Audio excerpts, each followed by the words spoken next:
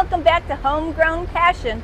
In my last video, I had a lot of questions about my tomato production and how to lean and lower. And I'm going to go over the specifics of it because when I first started, I had no clue what I was doing. So I'm going to go step by step for you guys on how I do it, and some other tomato questions that we had. I'm going to go ahead and answer those. So please stay tuned.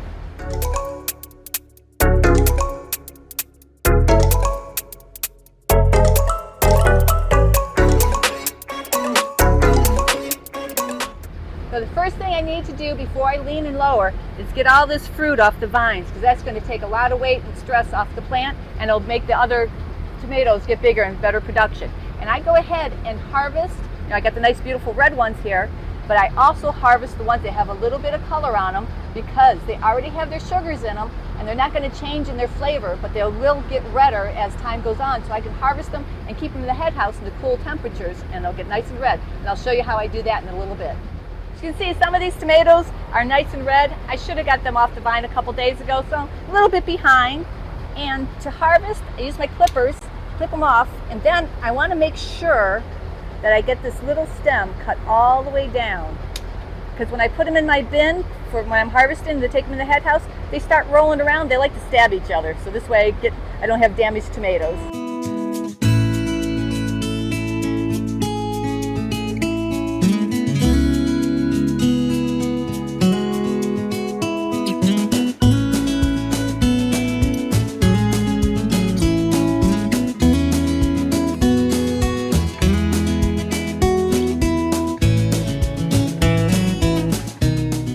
All the tomatoes harvested off the vine.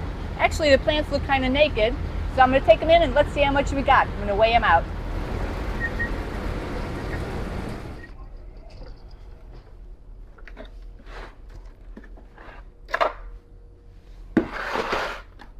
Well, let's see how much I harvested. I have 3 bins, and I know the bins weigh approximately 2 pounds each.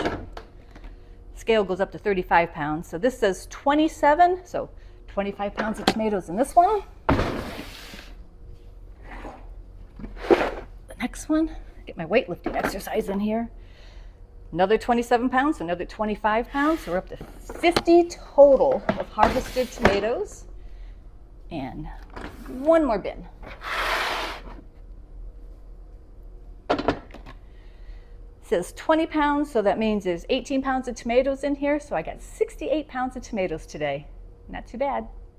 Now that I have all the tomatoes weighed out, I'm going to go ahead and separate them because I have a farm market today. So I'm going to take the nice ripe ones and put them in a box so I can transport them to the farm market.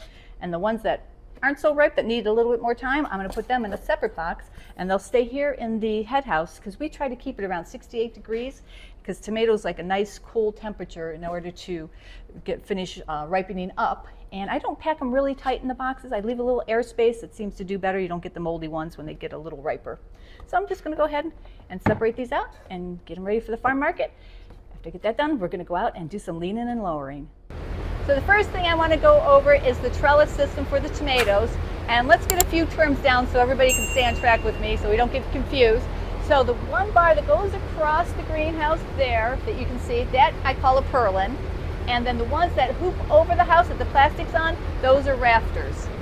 So the tomato trellis system consists of 2 wires that go over the beto buckets, just over the beto buckets and end at the end of the concrete back there, and they attach to a purlin.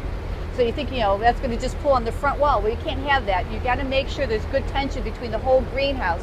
So the purlin in the back of the, by the cement, there's a wire that goes from that all the way to the back wall of the greenhouse and is attached there. So you always have tension on it because you don't want it to pull down, because greenhouse structures aren't made to carry weight.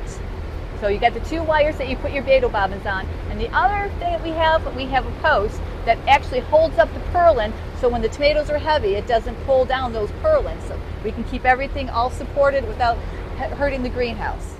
The main support for the tomato plants are the bobbins. I've showed you guys these before.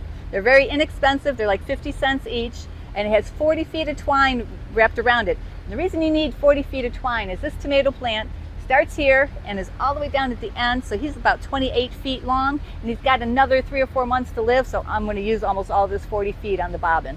And the way you can hook them up to the string is with a vine clip. And these things are pretty cool. They have little claws in the middle of it, and when you close it, it clamps onto the string so it doesn't slide up and down on the string, and is able to support the plant. And you can tell I have them like every foot, because you want to make sure your plant's supported and doesn't fall over. I'm sure some of you guys were wondering why I'm using twine. Well, a couple years ago, we tried to use biodegradable string and thought, oh, this is going to be great. You know, it's got 50 pounds and it should be good for the tomatoes. Well, being in the hot and humid greenhouse, it started degrading once the plants got bigger. And one morning I came in, I had 3 or 4 plants flat right on the ground where the twine had broke. So it was a good idea, it just didn't work out really well. Forgot to mention the placement of vine clip on the plant, which is really important. You want to make sure it's under the axle where the leaf comes out, because if you put it in the middle, it's going to slide up and down. So under the axle, it supports the plant. So I found over the years there's a couple of ways to lean and lower. One way is to leave the bobbin attached to the wire, undo a couple of the twine off the bobbin, let the plant lower down, and then slide the bobbin across. But I found I don't have much control over the plant as it's bouncing down as you're unwinding the twine. So the way I like to do it is I like to lift off the bobbin off the wire and hold the top of the plant, not the plant, but actually the twine. You hold the twine and you can support it, and then you can unloop it a couple times and see the plant's not bouncing, and I can move them down and reattach them. As you can see, lean and lower is not that difficult a process. My indicator of when I need to lower them is when the top of the plant reaches the wire. So I'm going to go around and get everybody else leaned and lowered. And the reason why you want to make sure they don't go above the wire is there's no support holding them up there. So if you get your plant growing really big, it's going to flop over and break off the top. If you do have something catastrophic happen to the top of your plant, which we've had happen in the past, we go ahead and let a sucker grow up, and that'll take the place of the main stem. But if the wound is not too bad on the stem, athletic tape works really good. What you do is you wrap it around the stem and the string so it supports it. And you can wrap it around nice and tight, and it's a little bit sticky so it stays in place, but it breathes and it lets the plant heal, and we've had really good luck with this. After I get done leaning and lowering all the plants, I like to go back through and check my clusters, and because if you have a really heavy cluster and it bends the stem, that cluster is not going to get the nutrients it needs, and you won't get the big juicy tomatoes. So it's real easy. You just put the little hook, the J hook, on the stem of the cluster and hook it to the string, and as the tomatoes get bigger and bigger, it supports it and keeps that stem nice and straight. Well, I hope you guys liked today's video on the mechanics of leaning and lower. Hopefully I covered step by step so you can see how the whole process is done, because you can talk about it, but I'd like to see what's going on. And I want everybody to grow nice, big, juicy tomatoes, but I'm not the expert, but I know a lot of people that are. So if you have any questions, leave me a comment and I'll go to the experts and get them all answered. So I think I'm going to end the video here. And again, like always, leave me questions, comments, and suggestions down below, and we'll see you guys next video.